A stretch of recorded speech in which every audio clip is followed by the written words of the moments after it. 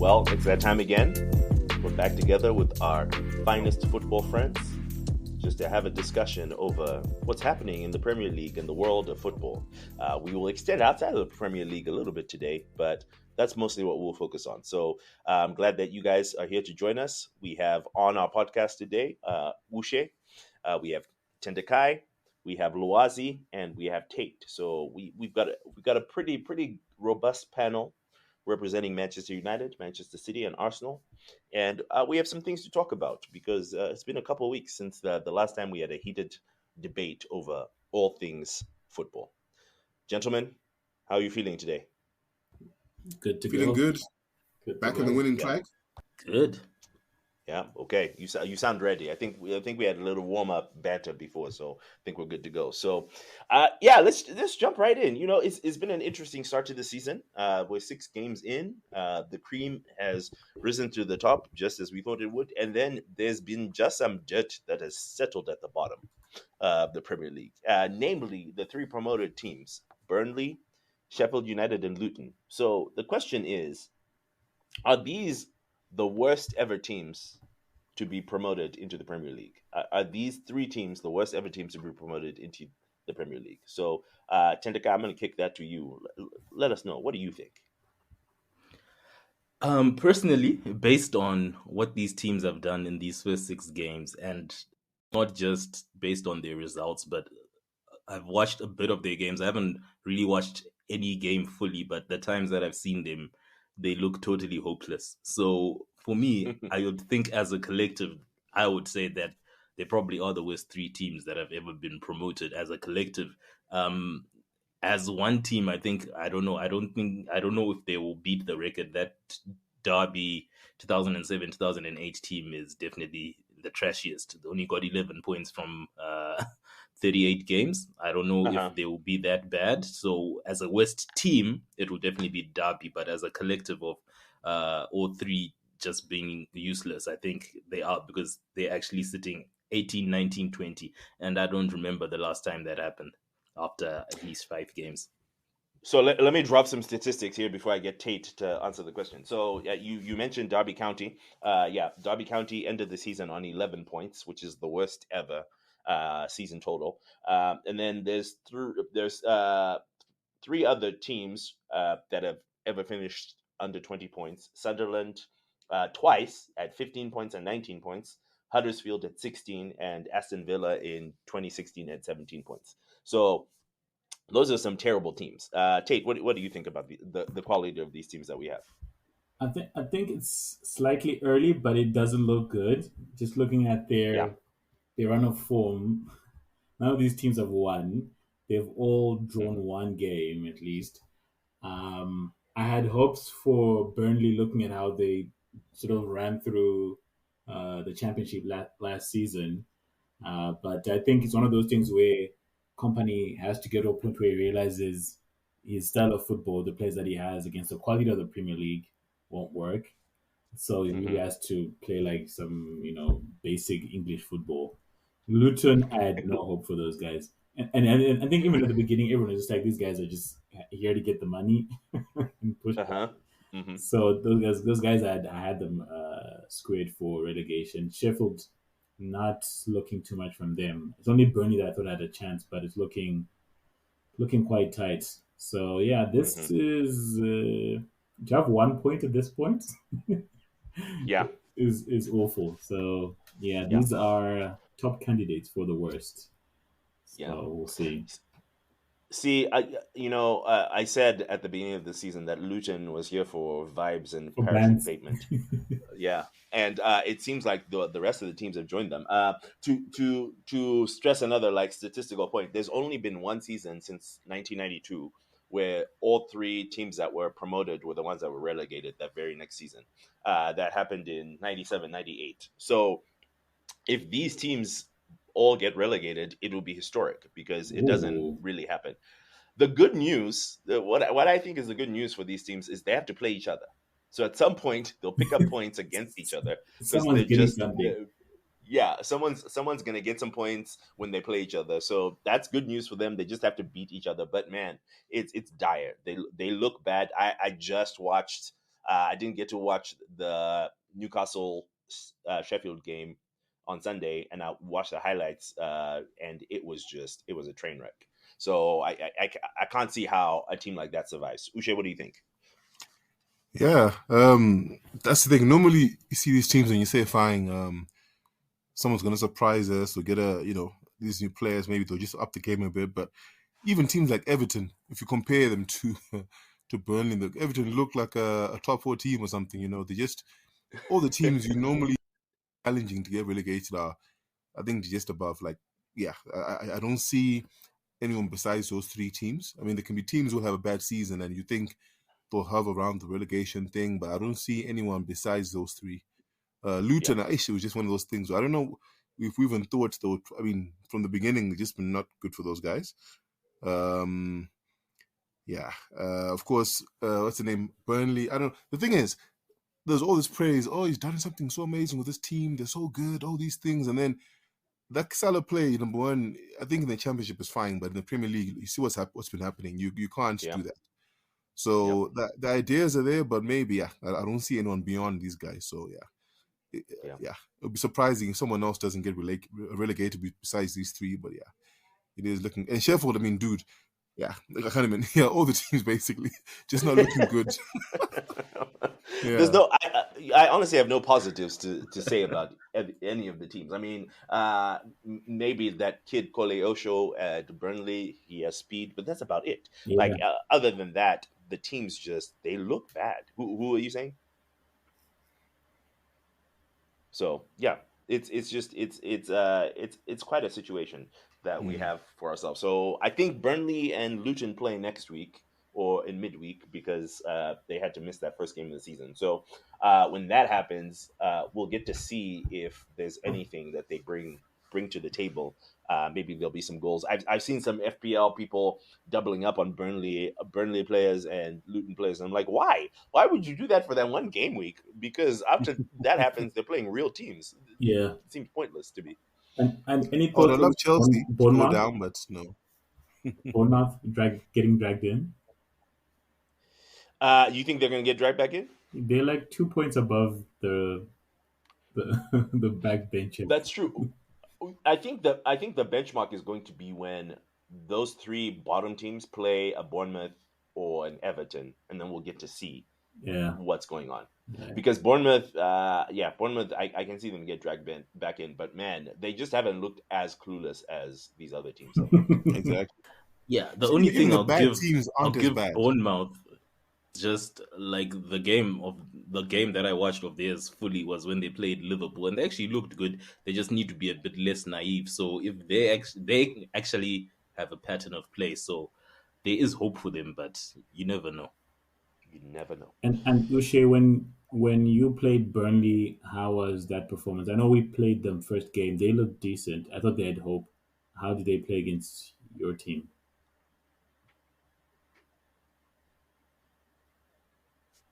Yeah, we You mean Burnley? Burnley versus United. How was that game? Do you know what? I think for what it was, I mean, that's the thing, because where United was, and I think what was happening at the time, I think before that match, you're thinking, hey, things can get worse. Like people were saying, oh, it's the first time a team that gets promoted beats United, Old Trafford, blah, blah, or beats United away from home. So it looked like that. But as soon as the match started, you know what? I was like, you know what? No. You could tell. I think because like I was fearing like what people were saying, the way they attack and the possession thing. And to be honest, possession, dude, they had all the possession, but they couldn't do anything with it. Like United were comfortable. It was one of those things where had it been, let's say, I don't know, any slightly better to even Everton or Bournemouth with that same position could have done more to harm United. Mm-hmm. But I think United, the game plan was, listen, we're not at our best. We don't have our full squad. So what we'll do is let them have the ball, but we know we can actually, they were coming to the outside the box and we chill too. Like there was no, I didn't panic at all in that game. So things like that. It tells you a lot where if you're playing the way you renowned to play your best system, but you still can't break down teams and teams are inviting you to come towards them. Yeah, that's so I mean, I get the idea, I get the concept, but I think number one, the players and the quality jump is quite different. So it wasn't even, I wasn't even scared. It was just one of those things where we're like, you know what, Just be serious, be professional, get the result done. More like a cup tie, basically. Like a cup tie. You're playing someone in the 4th round and like a, not like a premiership team playing each other. So yeah, no stress. Wow. Okay, so he says they're not a premiership team. Interesting. Luazi, you have any words for us when it comes to these 3 promoted teams?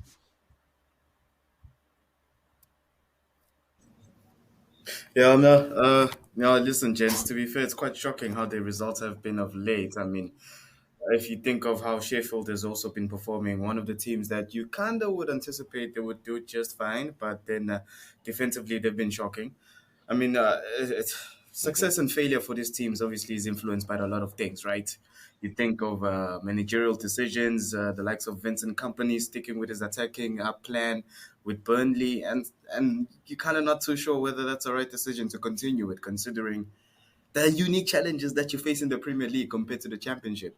But it's been really, really poor. It reminds me of Hull City, I think in 17-18. They only literally think just like won 5, if not 4 games throughout a whole 38-game season. So it's been really, really poor. But I do have a feeling that it's just Luton and Luton and Sheffield for me. I think Burnley will manage to scrap its way out. I kind of want to have faith in Vincent. Are you having faith in Vincent because he's a City legend? With this thing. I mean, part of it is a factor, but I wouldn't say it's the overriding factor. So I'd like to think. I mean, think about it. How when Brentford also arrived in the Premier League season, they came out guns blazing, playing good football. Leeds United, when they first came up as well with Marcelo Bielsa, they played an attacking brand of football, which many people criticized. But then it continued, and they stuck through with it. Maybe I'm saying he should keep sticking with it. Perhaps maybe it will come to life at some point, but obviously the numbers don't go to his favor at this point. Yeah. Okay. Well, that's good to know. So let's move on to our second topic. Since we're talking about teams that are bad, so we understand these 3 teams historically bad. No one has been as bad. I mean, maybe no one has been as bad on promotion in the way that they have been for the first 6 games. But we have a couple of big hitters that have not been as advertised so far this season, and that is Manchester United and Chelsea. One is far worse than the other. So let's get that out of the way. My question for you guys is, are both Man United and Chelsea in crisis, or is it just bad form? Or, however you want to split it. So I'm going to start with Tate because I think I know what your answer is, but oh Lord, let us know. No, I mean, I think Chelsea, I thought Chelsea would sort of come together and pick up some momentum, and actually had them slotted into top 4 there. But I think there are bigger issues at Stamford Bridge than we thought.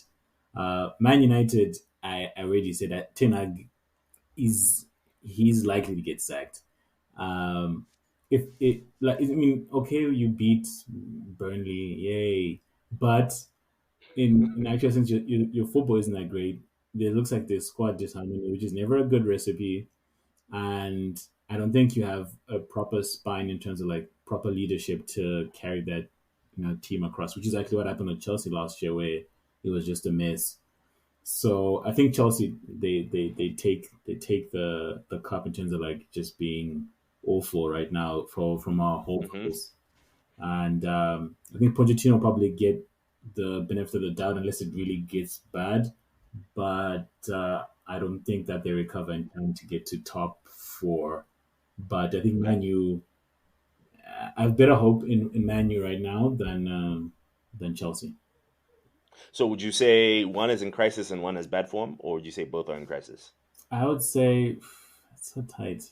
I think easily Chelsea are in crisis. Man U are in recovery. Okay. recovery. Ushe, yeah, I know you're chomping at the bit to correct some things. Why don't you bring him in? Sure. You hear such things and you're like, man, listen, you can't compare us to Chelsea, guys. Come on. Number one, you can't spend $1 billion and you had established players, you had a proper squad, and they chose to get rid of those guys. So you can't say, oh, because I've got Chelsea friends saying, no, we're in transition. Transition for what, guys? You guys chose this lifestyle. You gave 8-year contracts to guys who are not proven, so the guys have no pressure. That's different to United, where last year, Ten Hag did what he did, right, with the squad, which went all the way. We played how many games, guys? The squad was tired. And we had to reface the squad and get new players. But of course, I've always stated that as good as the coach is, guys, if the ownership is still there with the Glazers, we'd only do so much. And I think, look at the window. I mean, 2 key players you wanted came in injured. You've got Højlund, you've got Amrabat injured. Mason Mount also gets injured as well. I think United's more like, I won't even say loss of form, because I saw an article today talking about how, I saw Sky Sports saying, oh, look, Arsenal injury crisis. We've had more players out since the beginning of the season. No one calls that injury crisis for United. People are judging this guy on players who he's not even played his full 11 since when, you know what I'm saying? So then the result now against, who do we play now? We just beat, is it Burnley? Not Burnley. Is it Burnley? I don't know. The match we played, where we actually played, yeah. So it's not because we're playing but you see him now getting his players back. And even in the League Cup, you see Mason Mount come back in, playing better. You see Amrabat coming in. So the guy gets his players back, and it's not a coincidence that now we're getting a better feel of it. I'm not saying that he's going to win the league or challenge. No. It was always going to be progression. And also, like I said, with the Glazers not giving him 100% what he wanted Harry Kane, he wanted Pavard, he wanted certain players who he was never going to get right. So he made do. So I think with the players all there, and of course you've got Anthony, you've got Sancho. So all those things, I think even Pep guys will struggle to manage a team like that. So when you start getting your players back and you start choosing your system, you're seeing already how the team is getting back. I'm not saying that some things he could have done better in terms of some of the in-game decisions, all those things, yes. But I think the stuff he's handling outside is a lot. So I think it's not even a crisis. And I think the board is not going to sack Ten Hag. They know that he's probably the only ray of light in the club right now, because you got funny players, you got messed up systems, and the guy who's actually doing and steering the ship. That's why you find he's the one being put up front to answer all the journalist things and the press things. There's no more to coming out. No one is saying that from the club besides Ten Hag. They know that. So his job is not at all under threat. They actually know who's good. So I think that's why I wasn't panicking. Same thing last season when he went and bought Casemiro. Yeah, I know City people and fellow haters will be like, oh, Ten Hag out. Why would you want the guy out when he's seen what he's doing? Give the guy his team. If he has the team on paper and he's losing games, then you can say, get the guy out. But if the guy hasn't had his team on paper and all the circus going around United, you can't blame the guy. And I think we're actually starting to come out of it because the players are coming back as well. Casemiro now is going to play more advanced because you got Amrabat. So you see, it's not a coincidence. He's playing better now. So I think, yeah, I'm very pessimistic. I'm looking forward to how the season's going to pan out as long as our players stay fit. So for someone to say no top 4 City, be quiet. You guys lost to Newcastle. That's why you're feeling bitter. Anyway, no quadruple for you guys. No quadruple for you guys. No 4 trophies. That's one down. A few minutes to go. Yeah. Listen. The energy drink cup. I know we make fun of it. It is the energy drink cup, but City being out just opens it for the rest of us. We'll take it. Here's my submission. I'm going to answer pretty quickly in terms of like who's where. I think United bad form. I think I want to see what United looks like after Mount, Amrabat, Reguilon, all of those guys are playing together for the next like 5 or 6 games. I think they'll get things together. Will they be a title contender? Highly doubt it. But I think they'll be better than what they've presented so far this season. So I think United, I'm going to give you bad form. For me, the jury's still out on Ten Hag. Yes, I understand that he didn't get the players he wanted, but he did get some players that he wanted that he paid a lot of money for. The Anthony that you mentioned, Tyrell Malacia, who doesn't play anymore. Those are guys that he wanted that aren't. Both of those guys aren't playing for different reasons. Injury. So yeah. Well, one is injured, the other one is injuring other people, but we can talk about that later. So yeah, those are the reasons. Cough, Thomas Partey, cough. It's okay. Yeah, Thomas Partey is injured. he's injured. If he gets arrested for what he gets arrested for, we'll deal with that later. But for now, he's out because of the hamstring. So anyway, so I think United bad form. I think Chelsea crisis. I mean, just listen to some of these things. In 2023, for Chelsea Football Club, they've won 5 games in the Premier League in 2023. That is last out of all the teams that are in the Premier League. They've scored 24 goals. That is 19th. They've had 13 games that are goalless. That is the most games that are where they haven't scored a goal in the Premier League. That is the most of any team in the Premier League. They have a conversion rate of 5.9%, which is dead last. They score 1 goal every 108 minutes, which means there are full games where they won't score a goal, and that's like the norm. Okay, that's also dead last if you didn't know. And then the kicker for me is this statistic. Well, there's 2 that are kickers. The one is, since Graham Potter was fired, they've won 2 Premier League games. Okay, since Potter was fired, 2 Premier League games. That means Pochettino has had 6, and then Frank Lampard had however many he had, and they've won 2. And then secondly, if you take the last 35 games that Chelsea has played in the league, and you take their points average, it is 0.8 points per game. So over a 38 game season, they are getting about 33 points, which is enough to be relegated in almost every single Premier League season ever. So that, to me, for a team that has spent $1 billion on players and has sold their players and have told us that they're rebuilding, and they've given players 8-year contracts and 9-year contracts, that is the definition of crisis for me. I just think it's a mess. I'm glad that it's a mess because Todd Bowley thinks this is some sort of video game that he can do things with. I think they were planning on being good this year so they can make the Champions League next year, because I know if they don't make the Champions League next year, they're going to be in big financial trouble. But yeah, that's a team that I would say is in crisis. And Chelsea fans are relaxed and they're saying give Poch some time. That's fine. He has a 7-game period coming up here in the next few weeks where he plays City, United, Arsenal, Brighton, and I think Liverpool in a 7-game stretch. So we'll see what happens then. Tendekai, what are your thoughts? Yeah, I think I'll start with Chelsea. With everything that you said, those guys are definitely in crisis. It's very hard to see what the plan is other than just spending money on anything and anyone. I guess the profile they've gone for is pretty much younger players, but I don't know if it's like they're like pieces to fit a puzzle, or they're just like let's just bring them all. Let's get him, and it just does. Yeah, it's just not working right now. So that team is definitely in crisis. I don't think there's 2 ways about that.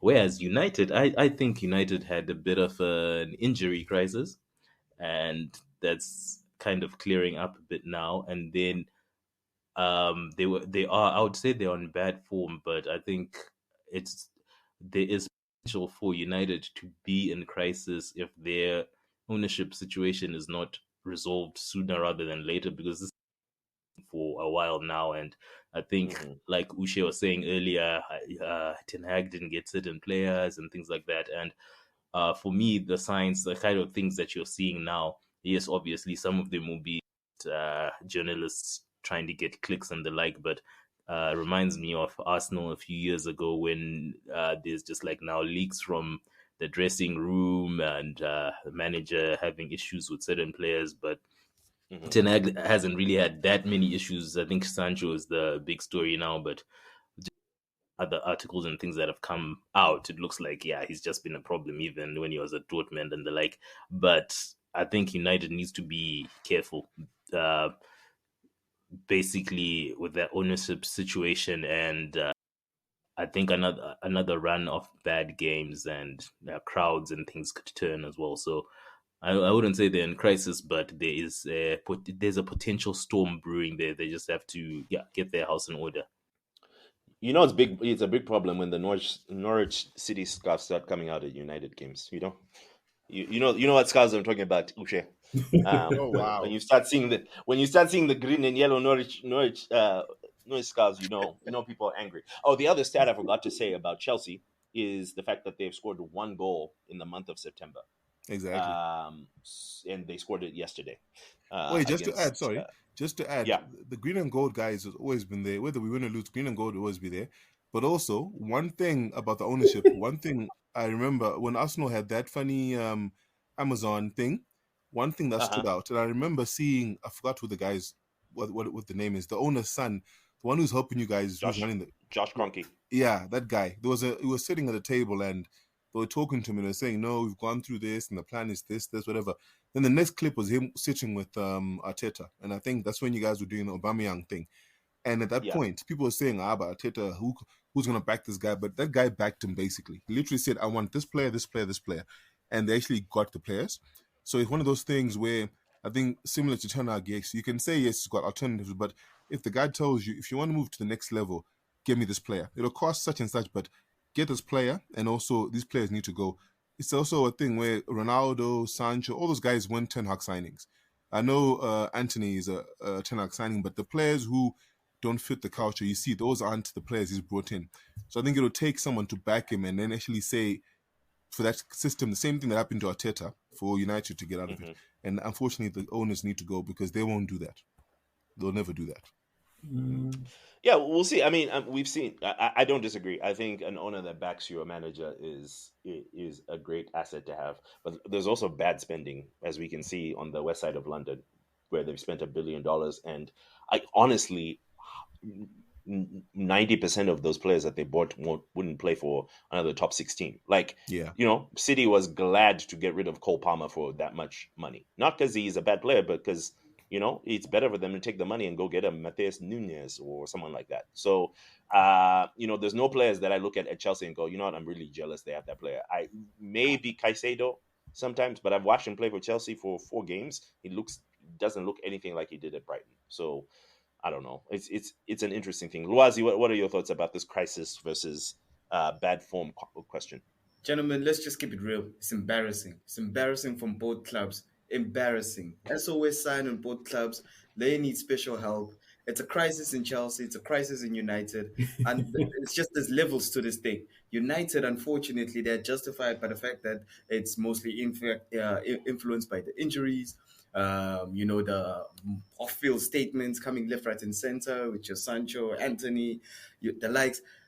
However, Chelsea, I'm not sure what is going on. It's thinking bad. It's listen. Don't get me wrong.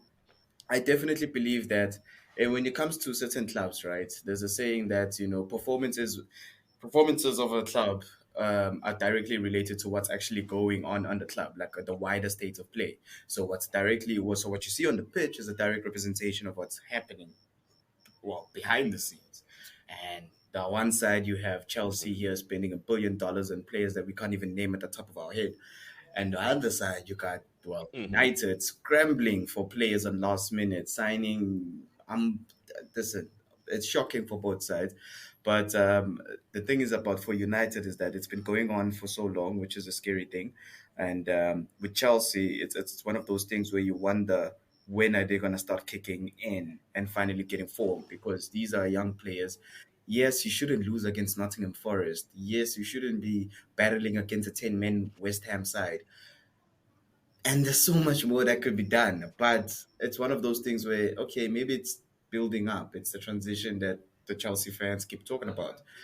However, it's just it seems so bad. It's so bad. I don't want to lie. It's embarrassing, absolutely embarrassing. But then again, I stick with United. United definitely, they need to sort out their issues. I mean, when I watched the game against Brighton, you look at the contrast to those two sides, which is a perfect illustration of one club being well managed, the other club being not so well managed, and with limited resources, Brighton on that matter. So I'm guessing really it's a crisis for both sides. But if I was to lean on making a decision, I'd definitely go United. I think Chelsea, it's bad, but it's one of those things where like, what can you really expect from those guys? United, it's been going on for so long, and I'm shocked why it is. Okay. Yeah. So Lazi, it seems you're a like. crisis yourself, Lazi. You're also a crisis. How dare you? What are you saying? What statement is Loas, that? How dare you? What is that? Crisis there, man. That's more. That Where's whole Ferguson? statement was a crisis in Ferguson itself. should be leading petitions and boycotts, helping the fans to have a bigger voice. Come on. Nah, man. Your speech was I a was crisis. saying, guys, maybe we didn't understand what Chelsea meant. Maybe they're transitioning from the Premier League to the Championship. Guys, Chelsea spent $1 billion, guys. Chelsea spent $1 billion. Can I just say? And they paid 100 million for Enzo, paid 100 million for Caicedo. Guys, you can't. And Mudryk. Come on, Don't guys. forget Mudryk. Oh my goodness! You see that? You see that? People, Mudryk, guys, come on! You cannot. Then Lazi comes and says United. You know, Lazi, you know what? Sit down. You need to. Chelsea's definitely had poor spending. Yeah. But no, also, dude, yeah, after you they've change the whole posted it. team, you change the whole team and you give HA contracts to youngsters, thinking these are proven players. Every other team will tell you the same thing. Listen, we saw that coming. We're like, guys, but where's the cohesion? These guys are young, and you can't say this is now it. So you're stuck with these guys. So now the same thing we all predicted is coming true. Right? I'm not saying that these guys will all flop, but guess what? If they do flop, you have no choice but to stick to them, because who's going to buy players on HA contracts? You know? No one. I don't want any of those No players, one, to be regardless fair, of their no contract length. They're just not players that I'm like, but I want. Yeah. But I think the Chelsea players, at some point, it will come good. It might take a little longer than expected. But Will it come as good as the money they've spent, though? Exactly. Like, is it going to come You're good being enough hopeful. to win Champions No, Leagues never. and win the league? They'll come Gentlemen, good to yeah, the so- mid-table team. Come good. That's what you mean. Yeah. No, they won't. They won't. I don't think most of them will hit their price. Like Modric is nowhere near 100 million in terms of type of player, but I think he's got good ability, but not. It's probably like a Zaha max. Right.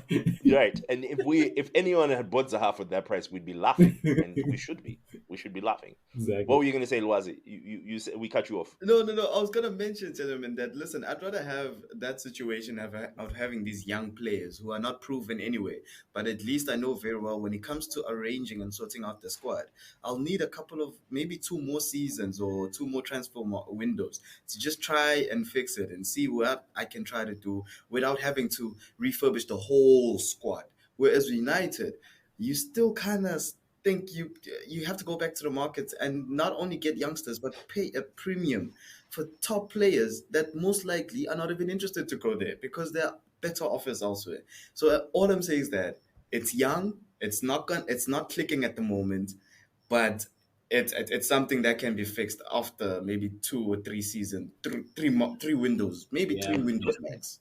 Yeah. But here's the thing. Man, I think someone hacked your stream. You're watching different games, my guy. Someone is giving you. I don't know what stream you're watching, because the things you're saying apply. You're flipping the teams around. So I think we need to fix your DSTV subscription, because I don't know how you can sit and say that. You're in I denial. understand. Listen, Ushe, you are in denial, my brother. The crisis is under Yes. right. there's a crisis with your subscription. I'm telling you. Let's fix it. Let's fix it. I like it. I like the heatedness. I think we're gonna have to have a part 2 of this conversation. All I was gonna say is this: Chelsea is not the culture of team that's gonna wait 2 to 3 seasons for things to click. No. So Exactly. that's the other part of where the crisis happens. I can see United holding on to Ten Hag for a while. I don't see Chelsea holding on to Pochettino if he's not in the top 4, top 5 this season. But I've been wrong before. But also, I might be wrong again. Hansi Flick is available now, so that makes it quite interesting. Where did Nagelsmann end up? Oh, Is I he at hope Germany? they go Flick. Oh, I really hope they do. Hansi, Frank Lampard, Flick. You'd be great. Now Germany is just a mess. There's no talent there, but I think I still rate him. I rate him better than Nagelsmann. Okay. We're going to revisit this in 6 weeks, because we've had 6 games. So let's see what happens after another 6 games. We'll come back and see if both teams are still in bad form / crisis, and see if you guys revisit or reassess your position. So our final question for today is this: Get it? Who is your bet on the first sacking of the EPL season? There's some hot contenders, but who do you say is getting sacked first? Ushe, I'm gonna let you go first. Ooh, yeah. You know what? I mean, the top, I won't even. So the bottom 3 teams, I won't count the manager there, because what do you expect? But I think Chelsea, because the thing is, before this, before the last match Chelsea had, United already, the people were saying, Ten Hag under pressure and stuff. But when people started talking about Pochettino, there was something about it. Like it was, I don't, and to be clear, I don't blame Pochettino. I think he's a good coach, but I think Chelsea is just a difficult situation. But already the noise coming around is saying, no, you should do better with these players. You signed Nicholas Jackson, who's not even a proper striker, not prolific, and you blame the guy for not scoring goals. So I think I can see Pochettino. Yeah, because all other. Okay. I mean, who else do you? I mean, yeah. I think long story short, I see Poch being the first to be sacked if things continue the way they are. Yeah, Pochettino. Tindakai, who do you have? For me, I think it might be, how do you say this guy's name? Iraloa, the Bournemouth coach, Andoni. Andoni, yeah, that guy. The reason I say that is the few games I've seen Bournemouth, they look decent, but just based on their track record, like what they did to Scott Parker last season, when you're thinking, he seems like to be turning a corner, and then Gary O'Neill secured Premier for them, and they still got rid of him. So I feel like if this guy's next two results, I think next it's Arsenal, then I don't know who they play after that. I think he could be gone before the next international. Oh wait, is there international break after? Yeah, he might be gone. There's an international break after that. Yeah, so I think he might be gone before the international break because based on Bournemouth's behavior in the last year, I think he's at risk because they are literally just above. I think Tate mentioned it earlier. They're literally relegations up. Yeah, I think they have 3 points on the season. Tate, who do you have? So I mean, I've got 8 good reasons why it's Paul Higginbottom, who was the coach for Sheffield. 8 good reasons scored by 8 different players. Right, he single-handedly resurrected Newcastle. Newcastle are going through the most, man. Now they're back with some hype. So I think even I was just looking at some of the sack race odds. He's number 1 now. But an interesting thing is on the sack race, both Pochettino and Ten Hag are on those lists. Pochettino is higher than Ten Hag. Yes, I would agree. But I think this guy from Sheffield, if you're a betting man, is definitely on his way out if things don't change.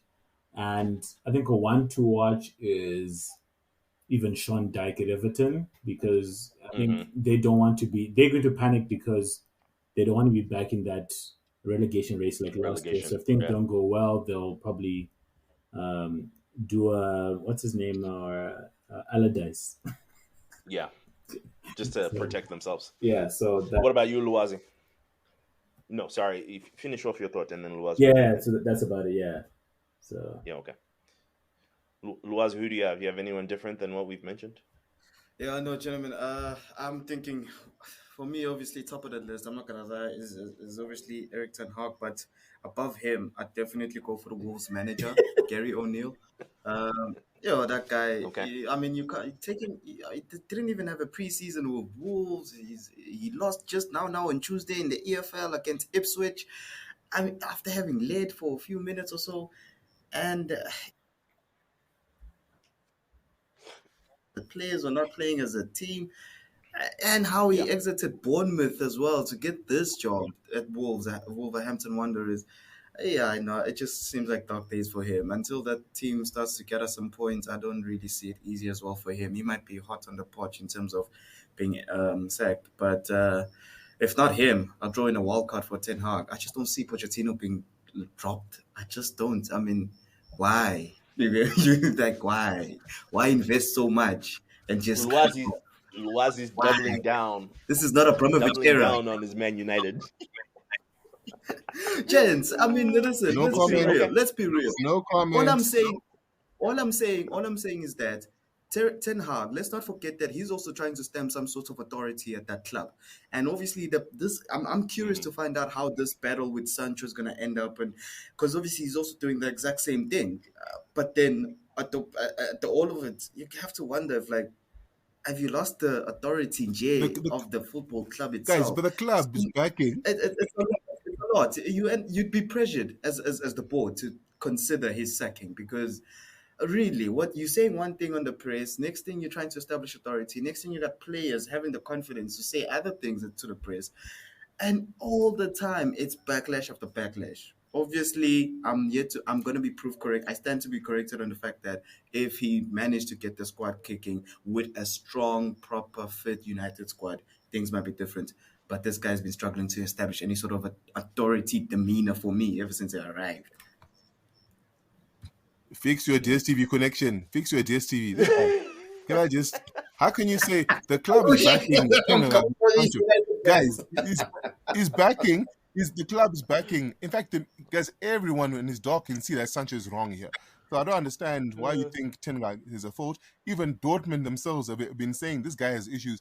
Southgate has said it. Everyone is saying it. But somehow you want to blame Ten Hag for doing the only right thing. You can't reward.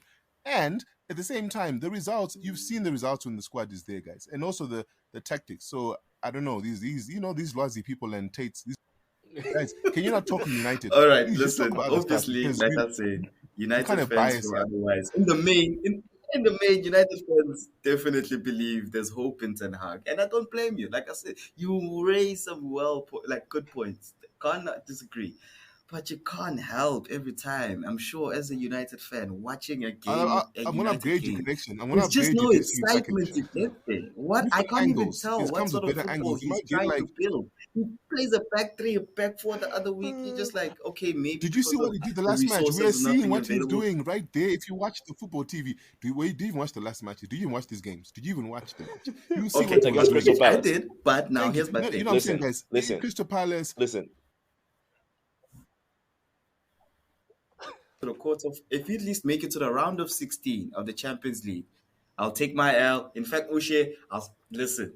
We'll make a bid. You can have my money. You can have my money. That benchmark. No, can I just? Okay, my last final point. That benchmark you're adding right now is ridiculous because that squad right now, given dude, you're putting something. It's like saying you want Bournemouth to win the league or else the coach is rubbish. No, you can't because the squad cannot. If we get to the round of 16, fine, but the squad is not big enough for. So even just getting out of the group stage would be fine. A better season in the league is okay. Look at what the squad is doing. Look where the squad is. Don't put unrealistic things on the manager and say because Ten Hag is a rubbish coach. No. If the squad is strong enough and it's fine, we can see that. But the fact that the squad is not enough for him to do those things. So these agendas you're putting on thinking. Put the same thing on Pep or on Arteta. Say the same thing against Arteta, who signed a $100 million player after doing what they did. They should go that far because Arsenal squad is better. And I won't even be shy about that. United, at best, should be saying top 4 this season. We're not challenging for the league. If our squad is signed up better next season, then maybe. True. But what you just said now should be the target for Arsenal, not United. Okay. Well, gentlemen, we are going to have a spin-off podcast with Ushe and Luazi so that they can continue this conversation. But for today's episode, this is it for today. Yeah, we'll get a 1v1 between them. We'll just bring them back. Like I said, in a few weeks, I'm going to come back and see where these things are. But for Chibububu, guys, I appreciate all your comments. I'm going to buy Starling just for Luazi. Yeah. Just you and Luazi. You guys need to get together and have more of this discussion. I love it. We all love it. Well, gentlemen, it's been fun. Thank you for your time. We'll catch you guys on the next one. Peace. Good. Nice one, gents.